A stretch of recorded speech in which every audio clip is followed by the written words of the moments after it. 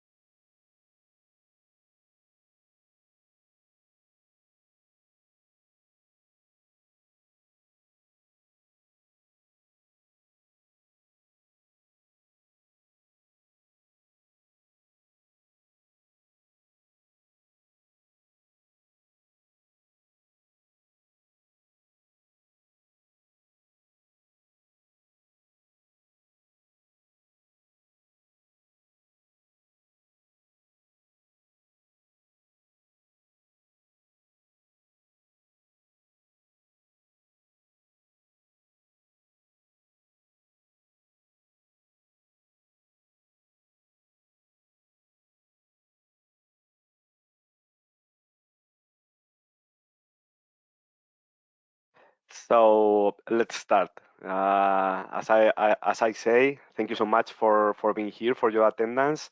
I'm Carlos Martinez, responsible for the Training and Knowledge Transfer Department of SODECA. And we are doing today our second session of this program, MicroLearning program. As you know, these are very reduced in time trainings with a lot of information, with the news about the sector, and we are talking today about our controlled mechanical ventilations for dwellings, for our homes, the importance of this kind of ventilation for our health, for our energy consumption, for our economy, of course. So we will have a question time at the end of the presentation, so you can write down your questions in the panel you have on your right. And also, I will share with you this presentation at the end, so you can keep it and use it everywhere and everywhere. So, if everybody can hear me, if everybody can see me, let's start with this presentation. As I said, the 5 steps or the 5 tips I want to give you to take your controlled mechanical ventilation installations to the next level. So let's start speaking about the importance of the building of this sector around the world in terms of economic, but also in terms of ecology. Okay, buildings around the world and dwellings especially are responsible for the 40% of energy consumption around the world. That means that is the first sector in energy consumption, not only during the use of the buildings, also during the construction, the use of, and for example, the demolition of these buildings. As we will see in a couple of slides, we need to take into account the complete life cycle of this building, because these emissions we can have during all this life cycle. So even we can talk about emission, even we can talk about the contribution of this kind of sector in the greenhouse emissions and the carbon dioxide emissions. And if we look for the data, we will obtain this 36% of carbon dioxide emission just for the buildings. Okay, if we analyze this emission, we can we can observe that are mostly due to the operation of heating and cooling inside our buildings, inside our dwellings. Okay, we are talking about the 42% of the total carbon dioxide emissions related with the building. So it's clear for me that the key point for us is to reduce this amount of emissions and to reduce the demand of energy for these heating and cooling processes. Just because a matter of reduce the energy consumption, reduce the money we spend in these heating and cooling processes, but also because we have a really hard, really problematic environmental crisis. Okay, if we analyze the Earth footprint, I mean. The amount of landscape, the amount of portion of earth we need to um, keep all our waste and to provide us all of the resources we need, we can see that we need in this moment, this day, today, more than 1.5 planet to support our activities. Concretely, 1.7 planets. The last time I looked for this, we have only one planet. So we have this very big problem, environmental problem that we need to solve. And we can solve also if we put the focus on the ventilation systems of the buildings and the reduction of the carbon dioxide emissions, okay? So in this decade that we have only 3 years, we have faced 3 different crises. Okay, we face the health crisis caused by the coronavirus pandemic. We face also the energy crisis fueled by the Russia and Ukraine war. And we also are facing the climate crisis caused by rising global warming. Today, here in Madrid, for example, we have the maximum historical temperatures at this point of the year in April. So this is a problem that we are faced day by day, and we need to use our knowledge in order to reduce the impact of this crisis. What are the important points we can do to reduce in order to reduce the effects of this crisis? Okay, we need to find this architectural revolution. Okay, we need to change the way we are building. We need to change the assumptions we made when we talk about buildings. Okay, some of the movements that can help us to reduce, to be more ecological, to reduce our emission, to reduce our energy consumption are those of them.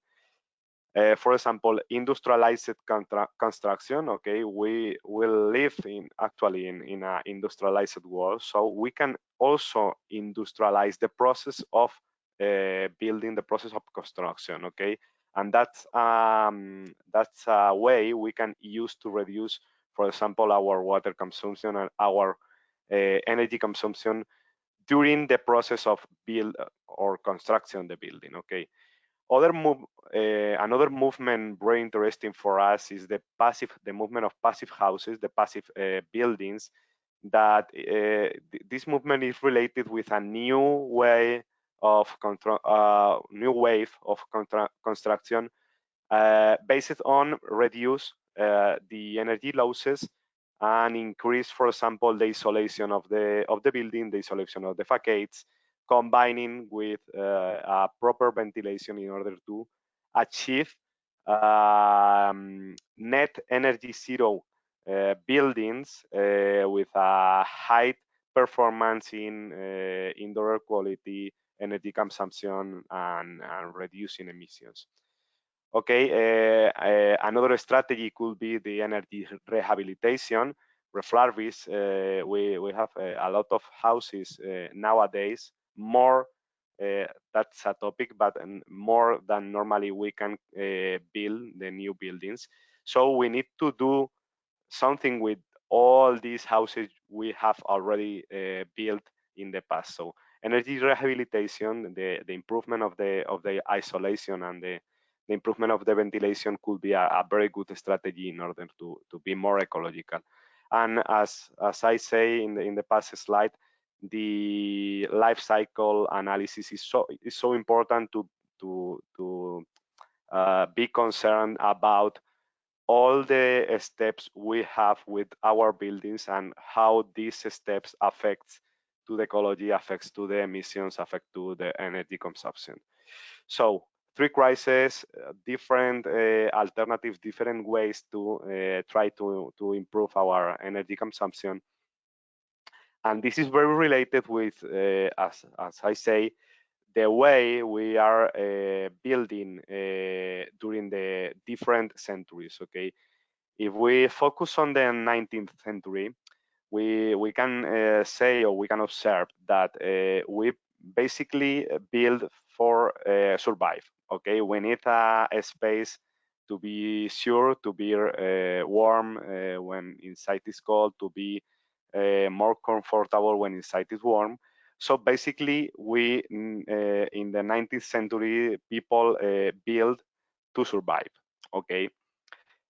With the great development, technology development in the 20th century, we achieve a great knowledge about the technologies, about the different devices that can give us every comfort we want for. Okay, we can have so many devices to feel comfortable, feel safe, feel feel at home. Okay, are really home.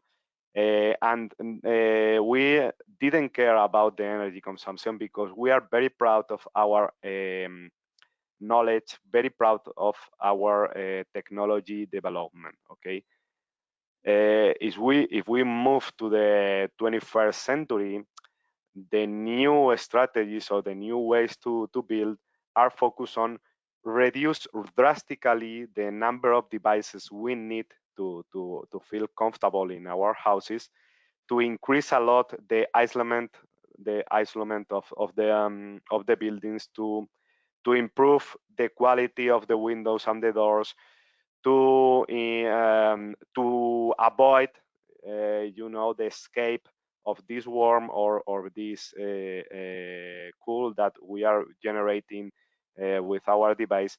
And the most important thing is this improvement is in the isolation of the dwellings needs to be according to a new manner, a new way of ventilation systems.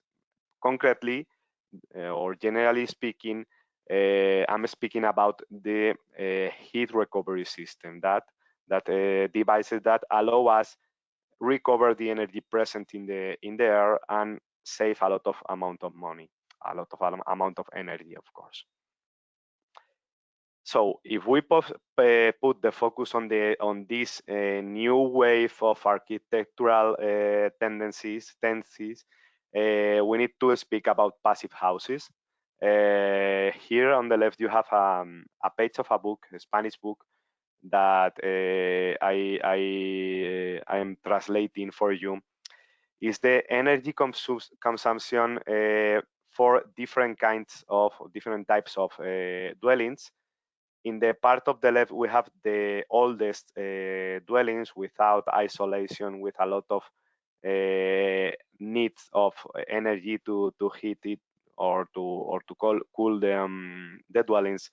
And if we move on the graph to the right, we have different kinds of dwellings with an improvement of the isolation, with an improvement of the ventilation system, with an improvement of the energy consumption. So in blue, you have the energy consumption of the ventilation systems.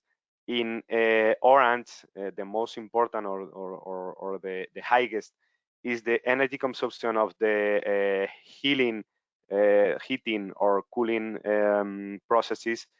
And in green, you have the energy consumption due to the water treatment. Okay, so if we try to be in this part of the graph, if we try to reduce a lot the energy consumption, if we try to apply the requirements of the passive house, probably we will need 25% more of investment, but we will obtain 75% less of environmental impact.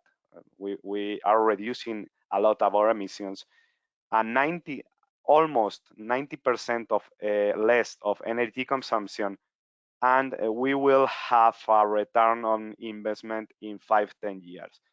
This data, 5-10 years, the study related with this data is from 2018. So probably the real prices we have in our day-to-day for the energy, this return on investment will be quickly. Probably in 2-3 years we can return our investment. Okay, so this is a very important point. Probably passive houses are more expensive, but we will recover our investment in a few years, okay, due to the reduction of the energy consumption. So I will speak about the Spanish standard because probably in different parts of the world you will have a specific standard for houses ventilation. This is just like a guide for you to know, the general points, the general key points in the dwelling ventilations. Okay, in the case of the Spanish standard, we will have this table you have here that are the minimum flows of outdoor air we need to introduce inside the building in order to renew the air. So the main concept of the Spanish standard is the air should circulate from the dry to the humid rooms. Why? Because the Spanish standard understands that the humid rooms are the more dangerous because of the presence of relatively high relative humidity and related with the presence of pathogens and microbiologists. So that's the way we approach the ventilation according to the Spanish standard. We are introducing filtered fresh air to the dry rooms, and we are extracting the dirty air from the humid rooms. Okay, and you can see the total flows in liter per second. And also another point in the Spanish standard is the annual average of carbon dioxide concentration can be superior to 900 ppm.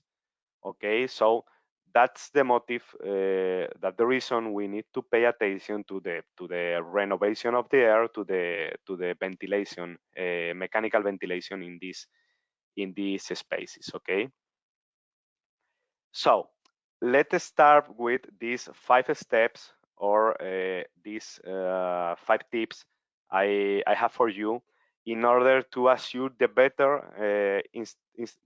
possible installation for dwellings. Okay, the first step is the recommendation to install heat recovery ventilation instead of simple ventilation. Okay, we have the option, at least in the Spanish standard, that you can only install an extraction in the humid rooms. Okay, but installing heat recovery ventilation has a lot of advantages that I will share with you in a moment. Okay, if we use this heat recovery ventilation, you can see in this image, for example, our new model air home for dwelling buildings. We can obtain a reduction of energy consumption and money saving, of course, for heating and cooling. Why? Because the heat recovery system works saving energy from the dirty air we have inside. Okay, in order to improve the indoor air quality, we need to extract the dirty air and we need to introduce the fresh air from outside. Okay, But this dirty air inside our building has a lot of energy because we have a cooling system or we have a heating system that we are using in order to be more comfortable. So the plan is to take advantage of this amount of energy and exchange with the energy of the fresh air. So if we use this heat recovery ventilation, we are saving a lot of money, we are saving a lot of energy because we don't need so many energy to achieve our temperature set point, okay? Because we are using the temperature we have already obtained, okay? Another reason is we are reducing our carbon dioxide and greenhouse gases emission because of the reduction of the energy we use for the heating and for the cooling. Also, of course, we have an improvement of the ventilation and indoor quality inside the homes. This is really important for the health of the people. And this is because we are, retiring, we are extracting the dirty air and we are introducing fresh air that pass through the filters that have the heat recovery system, and we are improving the ventilation, okay? And another reason is we will obtain a better energy performance certificate. That certificate that means that your home is better speaking about energy consumption, and this will increase the home value. So also for the real estate is a good option to install this heat recovery ventilation in our buildings, okay? So the second step is referring to the type of installation, okay? We need to take into account not only the heat recovery system, but also all the accessories we need to do the proper installation in the house. As you can see, this kind of installation is called a STARF, mostly in Spain. I don't know if in other countries probably you have another names for this installation, but generally speaking, we are trying to, divide the two main ducts. Okay, we have a duct for the or a distribution box for the supply and we have another distribution box for the extraction. Okay, that means a different installation if we compare with, for example, the typical installation for the offices or the restaurants. In this kind of installation that we call it 3, we don't use this distribution box, and we use the same main duct with some secondary or tertiary ducts in order to achieve the total ventilation in the house. Okay, what's the main difference? In this kind of installation, the second one, the 3, we need some kind of elbows, for example, some kind of connection in order to go to the main duct to the secondary ducts. Okay, with this kind of installation, with the STAR installation, we will have an easier and more adaptable installation. Okay, we don't need to calculate, for example, our ducts. We don't need to calculate the pressure drops due to the elbows, the pressure drops due to the connection between the ducts and this kind of thing. So this kind of installation is easier and more adaptable in the case of the real installation. Okay, when we are in the real place and we need to connect and install all the devices. Okay. Also, with this kind of installation, we will have a reduction of the noise transmission throughout the system. Okay, the noise is a very important parameter to take into account because it's the the big problem you will have with this kind of installations. Okay, as we will see in the next slide, the reduction of the noise is very important in this kind of installation, and this star installation reduce the transmission throughout the system in comparison with the tree installations. Okay. And another advantage is the easier in situ flow control. Okay, as you can see here, you have a flow regulation flow regulation system just here that you can adapt, you can adjust in situ. Okay, in the case of the tree installation, you need to make some calculation in order to put the correct diameters of the ducts and this kind of thing. So in general, star installation is easier, more adaptable, and with a reduction of the noise in comparison with the tree installation. Okay. Another step, another tip I have for you is the minimizing of the noise. Okay, as I say, is I think it's a key parameter for the final user. Okay, it's very important that they feel comfortable with the installation and don't have problems like this. And we have several recommendations for you. For example, the isolation of the device is so important, as you can see in this photo. We have a device with a very good isolation. Okay, the kind of installation is also important, as we saw in the past slide. It's very important to reduce the transmission throughout the system, and we can obtain this with the star installation.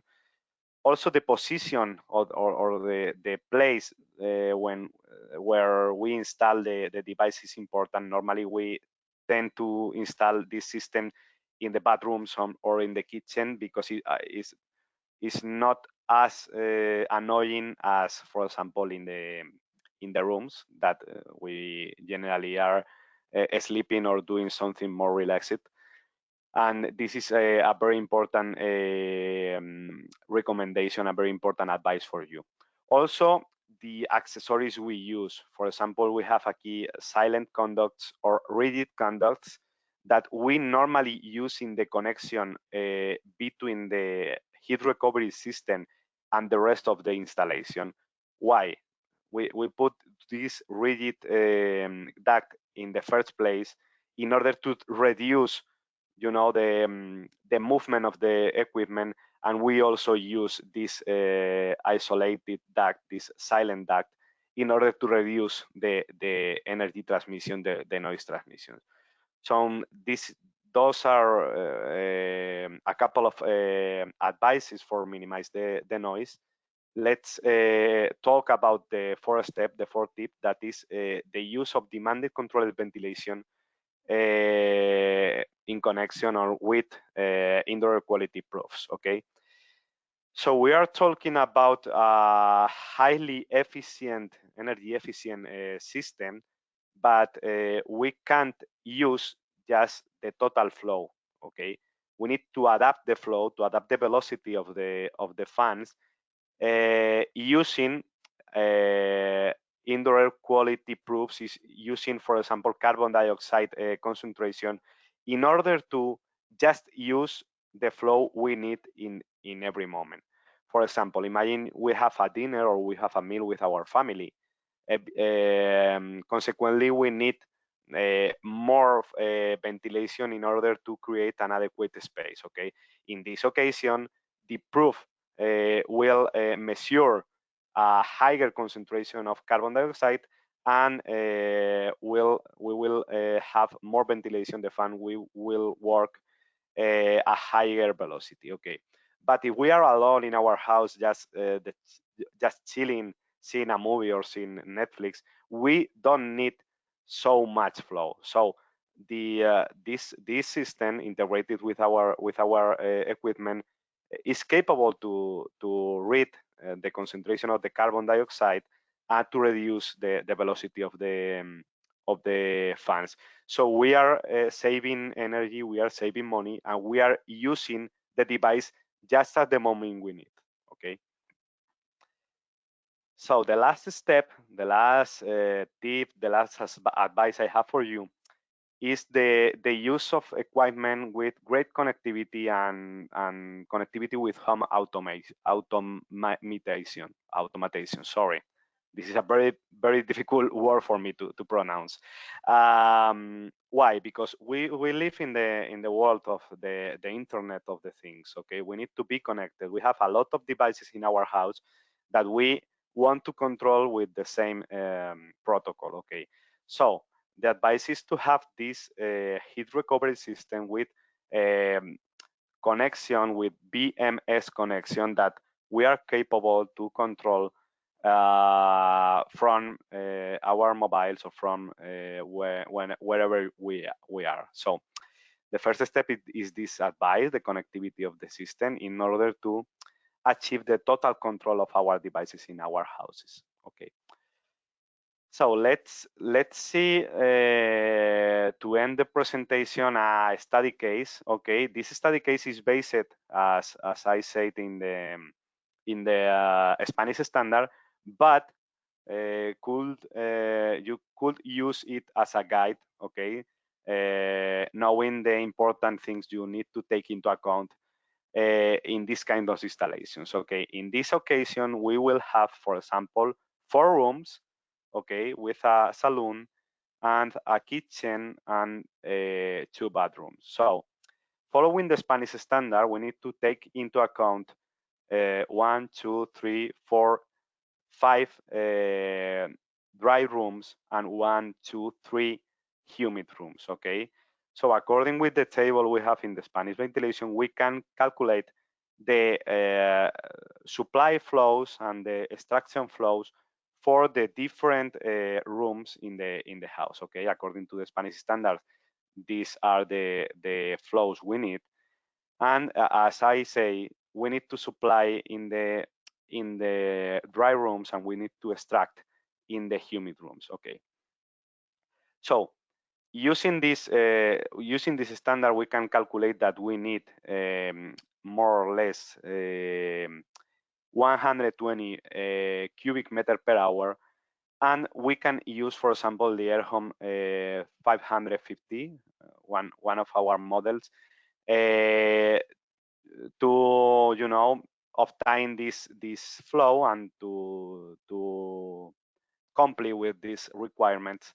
But also we have in our catalog, as you can see if you go to our webpage, that we have several study cases with these kits that are easier in order to know how many accessories we need. So if you look for our catalog, you can see the study case for 4 rooms and 2 bathrooms, and this is the list of the accessories you need to take into account.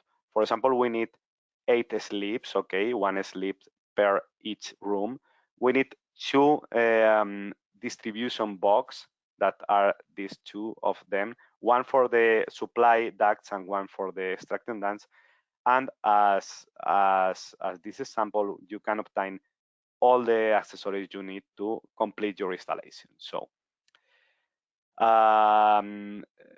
we are on time. Thank you so much for your attention. We will have the question times just now, but if you enjoy this presentation, if you want more, let me say you that we will have another session of this micro-learning program the next 18th of May, related with radon, that is a natural pollutant, very dangerous, very harmful for us. And we will study the ventilation strategies for indoor radon mitigation. So I will share with you this presentation just now, so you can register with the registration form just like this. And also you have here my contact, my email and my LinkedIn page, in order to keep in touch. So let me share with you the presentation, and then we will start with the question time. Okay, so give me a minute, please, to share with you the presentation. Okay, and you can write your question during the process. Okay.